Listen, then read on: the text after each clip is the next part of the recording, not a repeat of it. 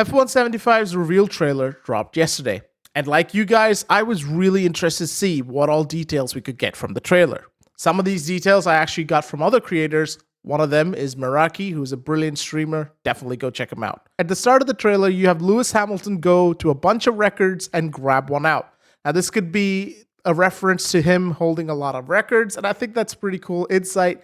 What is funny is he's actually going for another record. So maybe that could be the 8th title that he's still yet to achieve. And the cool thing is the record itself, it's got Lewis Hamilton on one side and track 44 on the other, which I thought was a really cool touch. Would have been funnier if it was track 8 though, I'm just saying. But I think that's a very cool reference if they meant it to be. I did not spot this, but Jake did, so huge props to him. Secondly, Breaking Point is back. This is kind of a polarizing topic. Some people love it, some people don't. Either way, it's good to have an additional mode, and it's back. And the one thing I can drop for you is that it's going to feature 2023 and 2024. The reason I'm saying that is one of the cars you see Connor Sport race is Sergio Perez in the Red Bull, who, as you know, is not there. And later, you actually see Connor Sport race and crash with Liam Lawson, who ironically is not there anymore, but I'm guessing he'll still be part of the Breaking Point storyline because it would be too far along to go back and change all that. It does feel like Hamilton is going to have a presence in Breaking Point. You see him race against Oscar Piastri as well as a Connor Sport car, and in fact, in the end, he actually beats the Connor Sport car in the race in the trailer. Makes me think there's going to be some sort of storyline at play here. Another big change is the HUD. Now, this is going to be something that's going to divide the community again, but I, for one, don't mind it. I definitely need some time getting used to it. But the biggest thing in the trailer for me was the reversed tracks.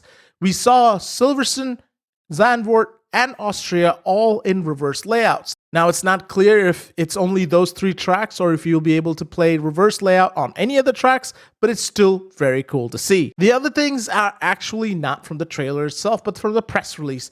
It was actually mentioned that my team is getting a massive overhaul and you now own the team. This obviously brings into attention that you may get more control over your team. Another word that really stood out to me in the press release was collaboration. Now, this makes me wonder if Breaking Point is going to get the 2-player co-op mode.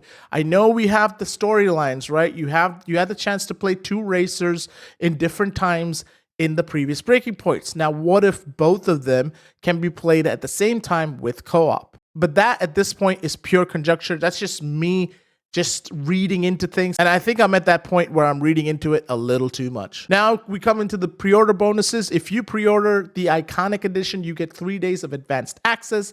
That means you can play the game on 27th of May. Regular purchases can play the game on 30th of May. That's the official release date. At the end of the trailer, you get a shot of the Apex GP cars, which are part of the movie.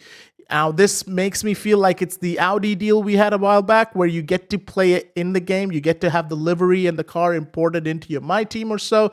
And I feel like Brad Pitt and the other actor and their characters at least will be My Team icons, allowing you to effectively play out their story in your My Team career. Speaking of the story of Apex GP, Iconic Edition owners will get an additional exclusive chapter of the gameplay. I feel like this is going to be like a scenario based on the movie. So I feel like that will come out with the release of the movie. So it kind of goes hand in hand. That sums up everything I've learned from the trailer so far.